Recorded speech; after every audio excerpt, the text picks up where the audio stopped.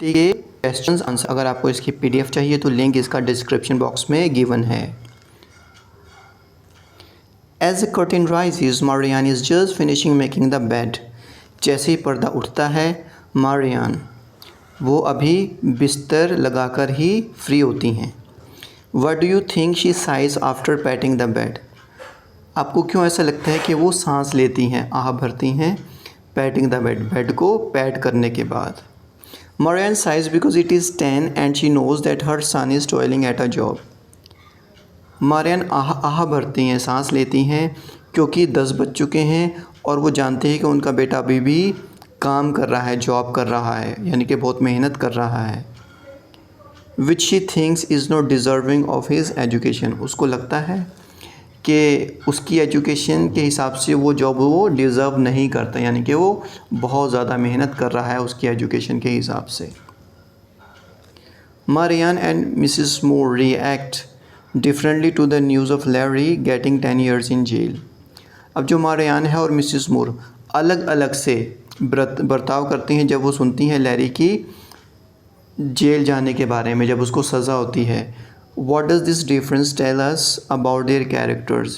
यानी कि जो डिफरेंस है ये उनके कैरेक्टर्स के बारे में हमें क्या बताता है। Mrs Moore supports the way Larry has been sentence for his crime. अच्छा, मिसेस मूर जो है इस चीज़ का समर्थन करती हैं कि जो लैरी को जो सज़ा हुई है, उसके जो उनकी जो सज़ा मिली है उसका वो समर्थन करती हैं। This shows that for her law is above everything else. ये इस चीज़ को दिखाता है कि कानून उसके लिए सबसे ऊपर है। Unlike Marian she does not feel any sympathy for Larry, यानी कि वो लैरी के लिए कोई सहानुभूति महसूस नहीं करती मारियान की तरह। This reveals the stern character of Mr Moore has. ये उसके स्वभाव का एक बहुत ही कठोर नेचर उसका हमें बताता है मिसेस मूर का, यानी कि वो बहुत ज़्यादा कठोर नेचर की हैं। The listeners, Who do you think are the inmates of the house? अच्छा, आपको क्या लगता है कि उस घर में रहने वाले कौन हैं? Give reasons to support your answer, यानी कि कारण बताइए अपने आंसर का। I think the inmates of the house were spirits of people who had lived there a long time back. यानी कि घर में जो रहने वाले लोग थे वो उन लोगों की आत्माएं थीं जो बहुत साल पहले उस घर में रहा करते थे। This is evident from the phrase Phantom listeners. ये एक फ्रेज़ यानी कि फैंटम लिसनर से हमें साफ साफ पता चलता है, जो कि पोइट के द्वारा यूज़ किया गया है। In your opinion why has the poet set the action in the poem in a moonlit night and not in the day.